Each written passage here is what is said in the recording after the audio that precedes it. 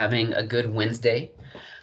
Today we are going to go ahead and continue talking about parametrically defined graphs and how we can do calculus with them. Specifically, we are going to look at how we can do calculus with position, velocity, and acceleration with these parametric functions, which is the most common way of looking at parametric functions. They lend themselves nicely to position, velocity, and acceleration problems. To put some things in perspective before we get started, I did just kind of choose a bunch of problems to look at, and I wanted to choose ones that kind of reflected the different types of problems that you can encounter. Previously, when we did PVA problems, we only did PVA problems in one dimension. And when we did PVA problems in one dimension, like our position equation was either x of t or like y of t. And we could only talk about horizontal movement, or we could only talk about the up and the down movement. So either something was moving forwards, moving backwards, moving left, moving right, moving up, moving down, and that's the only thing you can do with those types of problems. For us now with parametric problems, we are going to be in 2 dimensions. And we are in 2 dimensions, it is going to allow us to basically move in any direction that we want.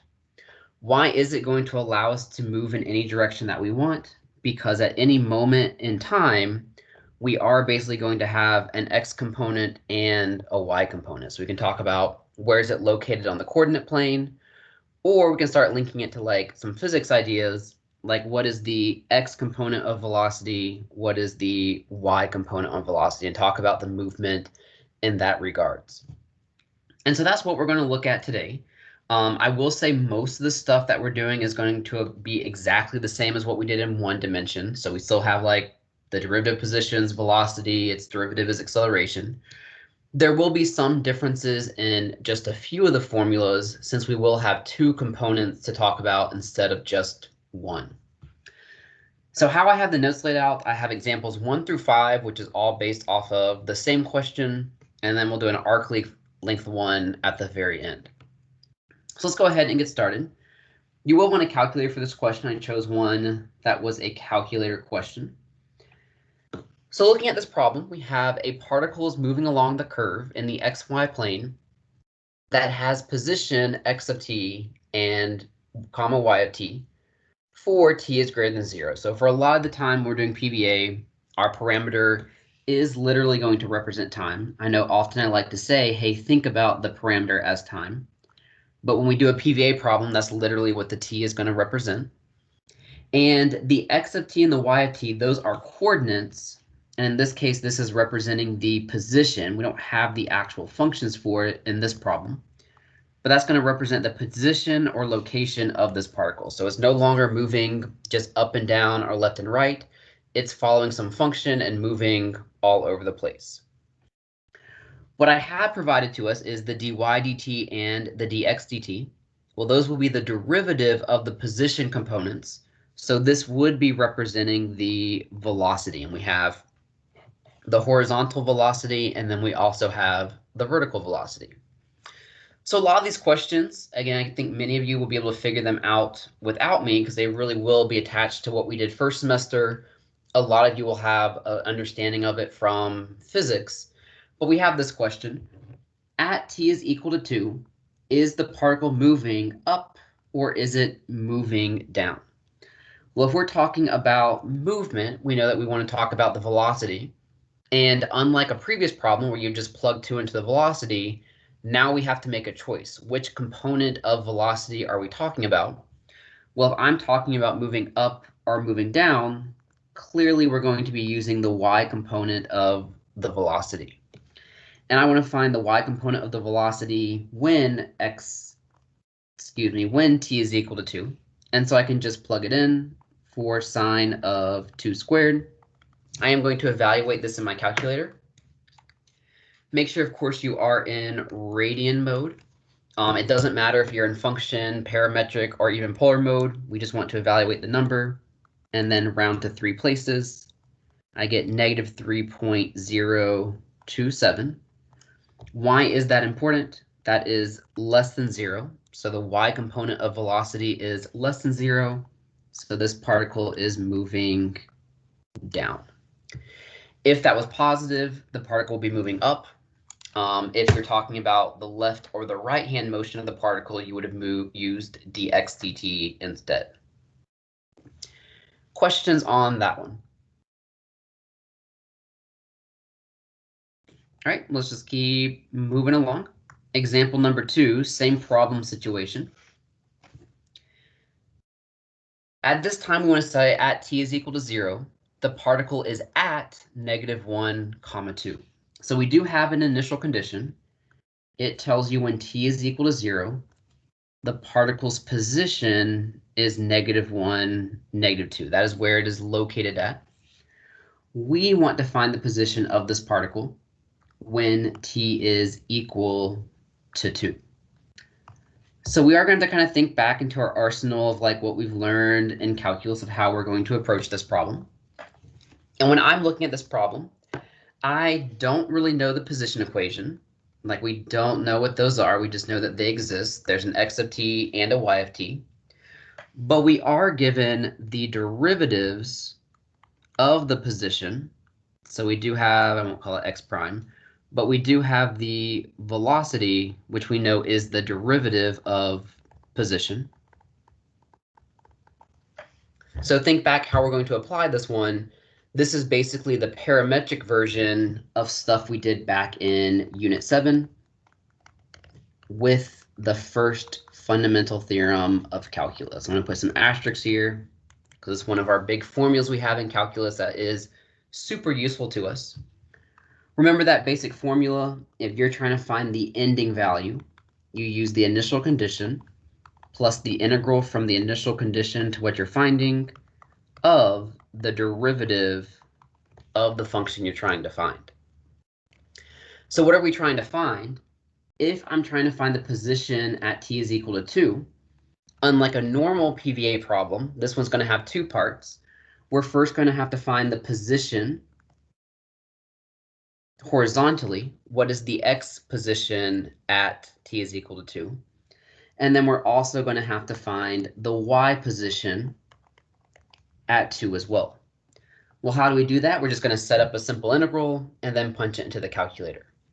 So -1 is the initial condition for my x's. So I have -1 plus. When did that -1 occur at? When t was equal to 0. What are we trying to find? 2. What's the derivative of x prime? That would be the dx dt, which is given to us. We don't need to find anything. And then I can just punch that into my calculator. Some things about using the calculator: whether your calculator is in function mode, parametric mode, or even when we get there, polar mode. So like your calculator would use x's for function mode, it uses a t for parametric, and theta for polar. When you go to use Math 9 in the calculator for the integral, it doesn't matter which one you use. Like it's still going to be finding an integral. It's going to give you the same number no matter what. Mine happens to still be in function mode. So again, I'm just going to kind of type this into my own calculator. I have -1 math, -1 plus, let me not get ahead of myself, -1 plus math 9. This is the integral from 0 to 2 of dx dt. And I'm typing in 3 sine of x because the mode I'm in right now, dx. And again, rounding 3 places, we have 3.248. And then I just want to repeat that, but for the y position now, the y coordinate starts at 2. 2 occurred when t was equal to 0. We're trying to find y of 2. What's the derivative of y? That would be dy dt.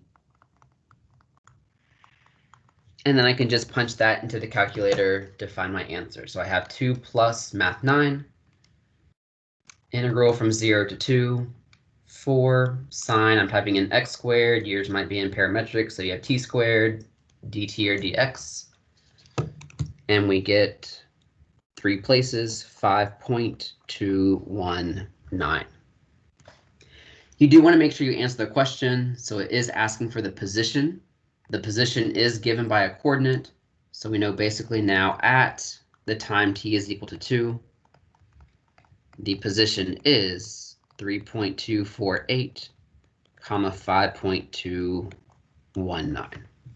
So it's basically just like what we did earlier in the semester, but now instead of just doing it once, we have to do it twice because we have the horizontal location, the vertical location, which comes together as the actual location of that particle.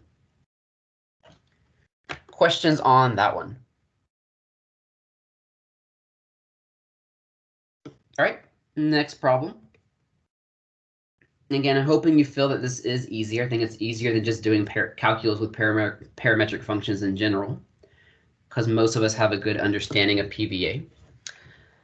So this time we want to have is two questions. We want to find the particle's velocity vector. We want to find the particle's acceleration vector at a time of t is equal to 2. Still a lot of carryover from what we know about PVA. So like if we have position, velocity, and acceleration,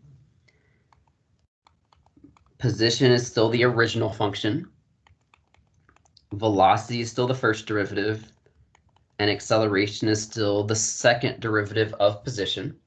Now, instead of just having one function, we have two, the horizontal component and the vertical component. And then also when it comes to representing vectors, the AP exam is not specific in how you need to represent vectors. It is perfectly fine to represent vectors using just regular parentheses. I tend to use the triangular brackets just because I know that's what we did a lot in pre-calc. That also represents a vector. Or those of you in physics might be used to using the unit vector notation with the i's and the j's, and that's also okay as well. But anyway, we want to represent the vector. And this one, again, I think many of you could figure out it without me. We want to find the velocity and acceleration at 2. So once we find those vectors, just plug it in. So what is the velocity? The velocity vector is the first derivative. Don't get ahead of yourself. It gives us the first derivative. So my velocity vector would be 3 sine of t, 4 sine of t squared. Again, there's different ways to represent that vector. And I want to find the velocity at t is equal to 2. So I have 3 sine of 2, comma 4 sine of 2 squared. In all honesty, that answer is okay. If there was some interpretation, you would probably want to have at least the idea of what that's going to be equal to. And I can punch that in the calculator. 3 sine of 2, you have 2.727. Could also write 2.728 if you round. We already found the y component at 2. That's what we did in that first problem, which was negative 3.027. And that answer is also okay. I like the second answer when you evaluate it because it gives you a better idea of what it's doing. So like we don't know what the pathway of this particle looks like, but we do know at t is equal to 2, there's my particle. It has a positive horizontal velocity. It has a negative vertical velocity. So kind of thinking about how vectors work, we know overall it's heading in some sort of like downward diagonal motion. And again, that kind of goes back to vectors, even though we did that last year in pre-calc. Just remind yourself that the first one is the horizontal component. The second one would be the vertical component. And then we can do the same thing for the acceleration. We know the acceleration is the derivative of velocity. So the derivative of sine is cosine. And then for the second one, make sure we do the chain rule.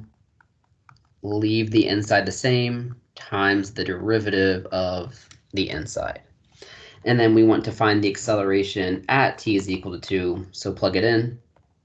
3 cosine of 2, comma 4 cosine of 4. 2 times 2 is 4. Again, that answer is okay, or you can punch it into the calculator and find the decimal. Same interpretations of what we did before, like what positive acceleration means, what negative means, if acceleration is 0, all the same meanings that we had from first semester when we first did PVA. Questions on that problem? All right. Example 4, this is where we're going to start seeing some new formulas. So I'm going to kind of put some asterisks up here to make it stand out. Now we want to talk about finding the particle's speed. So let's remind ourselves how we find speed if we are just in one dimension. If we are trying to find speed in one dimension, hopefully you remember, but we do define speed as the absolute value of velocity. Speed is always positive, but it is defined as the absolute value of velocity. When we say absolute value of velocity, what does that represent? That's literally representing the magnitude of velocity. So like whether you're moving left, right, up, or down, how long is that velocity vector in a way? What is the speed? It's the absolute value of velocity, same thing as the magnitude of the velocity. So how can we convert that into something that would be new? And that's going to be when we're in 2 dimensions. We're not changing the definition of it. So speed is still thought of as the absolute value of velocity.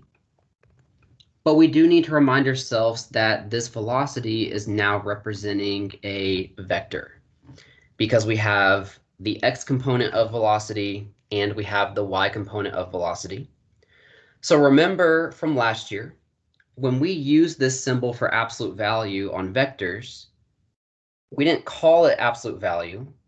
What did we call that absolute value with vectors? We called it still the magnitude of that vector. So we're still finding the magnitude of velocity. That is what speed is. Anyone remember from last year how we find the magnitude of a vector? Pythagorean theorem? It's the Pythagorean theorem. You're correct, Alex. So again, is the Pythagorean theorem, because remember we have like the horizontal motion, the vertical motion. We want to find the magnitude of it. So it is the Pythagorean theorem. So we're going to think of it as the speed is the absolute value of the velocity vector, which is the same thing as saying the magnitude of the velocity vector. Well, what's the x component of velocity? dx dt. What's the y component of velocity? dy dt. And then the square root is, of course, coming from the Pythagorean theorem. So new formula, when we're defining speed parametrically, it is still the absolute value, but the absolute value of vectors is found differently from just a regular scalar. So let's do this one pretty easy once we have that formula. If I want to find the speed at t is equal to 2, that's going to be the square root of dx dt at 2 squared plus dy dt at 2 squared. And then we can just punch that into the calculator and get to our answer. So we actually found those numbers before, but I have the 3 sine of 2 squared plus 4 sine of 4 squared. And that will give you your answer. And I'm having issues punching things into my calculator. I'll get there eventually. And then take the square root of that. Again, we know that speed is always positive.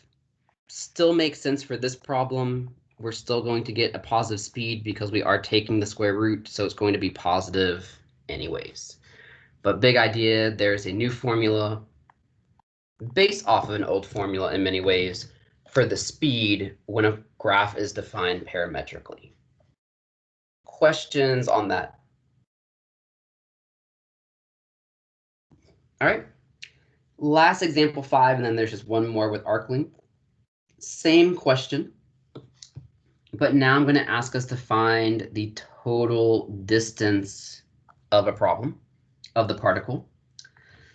So let's see if we need the reminder. So here's our reminder of what we already know for when we are in one dimension. How do we find the total distance when we are in a singular dimension? Total distance is the integral from A to B of what? Absolute value of velocity. Absolute value of velocity, thank you. So we know that's true. I'm going to write that a little bit differently. We know the absolute value of velocity is the same thing as speed. So you can write the total distance as the integral of speed.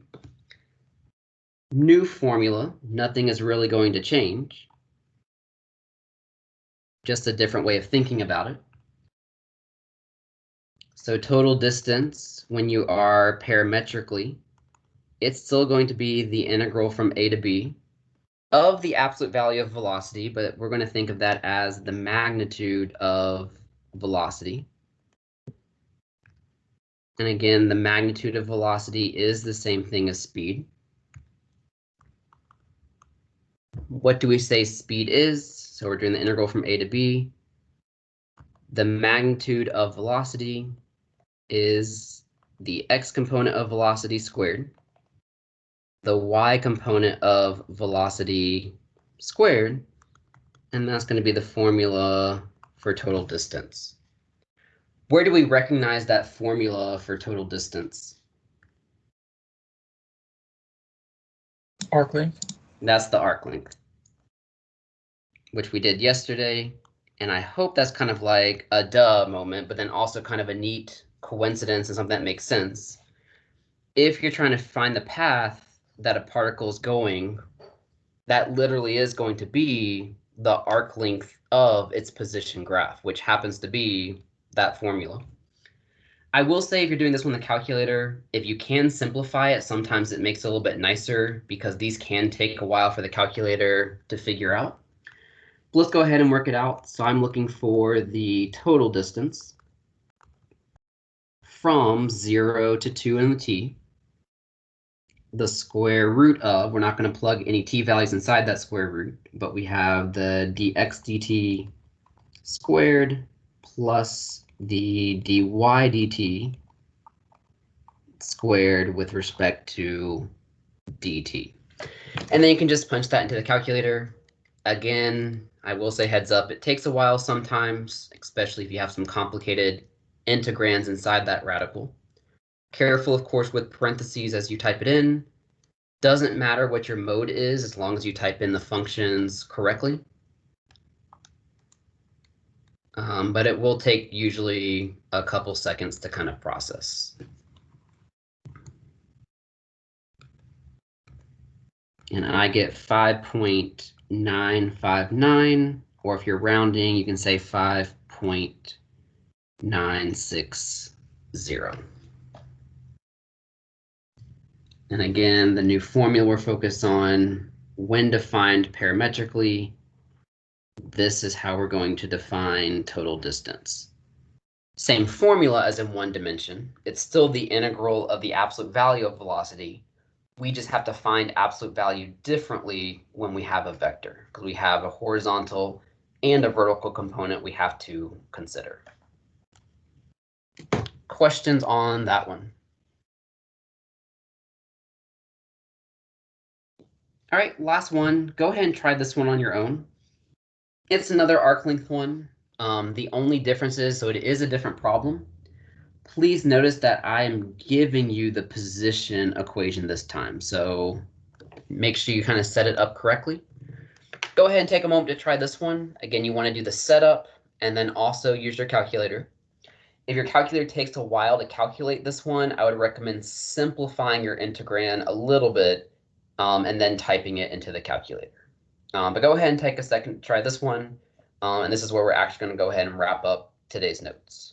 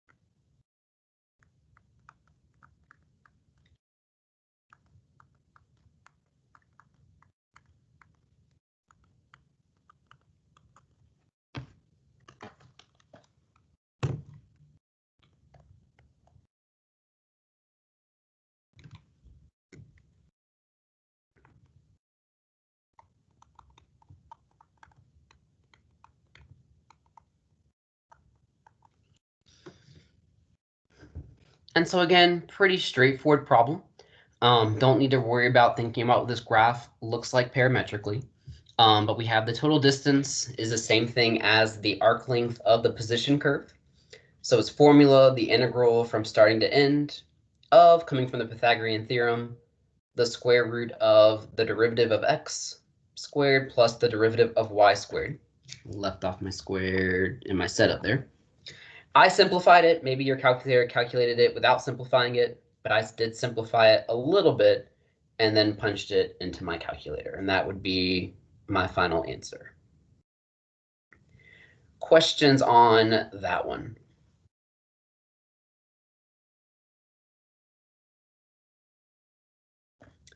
So that's where I'm going to go ahead and end today's notes. I will save some time at the end of class if you wanted to ask any questions on the homework as you were working on it. Assignment-wise, what you can do right now. So I've assigned 3 homework assignments. We have homework 1, 2, and 3. 3 is the new one. It deals with parametrics and PVA. When you look at homework 3, you'll notice that all of those are old AP questions. This is a common free response question on the AP exam. It's kind of a way for College Board to test your knowledge of both PVA stuff and parametric stuff. I will say if this was a normal year and how I originally had my calendar planned, there was going to be a quiz pretty much after parametrics, but before polars. Just with everything going on in the shortened Wednesdays, obviously my calendar that I planned out back in August did not hold true, which is fine. I did cut out the quiz from this unit. So like there's not a quiz, period. But if you want to test your knowledge on parametrics, after finishing homeworks 1 through 3, there is a quiz posted in the answer key folder with an answer key that you're welcome to work out on your own and then grade yourself. And that will really let you know if you're kind of good with the parametric stuff. Tomorrow we will be back on the regular schedule. I will say I am going to spend some time talking about the AP exam, just like the format and the setup of it, just because it is less than a month away at this point. And then we'll just start looking at polar functions, but we're going to save the bulk of the polar function stuff to do on Friday and then Monday and Tuesday. I do think polars can be a little bit more difficult than parametrics, but you definitely use a lot of the knowledge from parametrics to do polar. So I do want to make sure we take the time to make sure we understand parametrics first before moving into the polar stuff. We will also, since tomorrow will be the first like full day back and I can give the people who are in person their Unit 10 test back, I'll have the answer key posted for that, and then we can discuss some of the important parts from Unit 10 as well tomorrow. With that being said, if you want to go ahead and get started on your homework, that would be great. If you want to stay behind and ask questions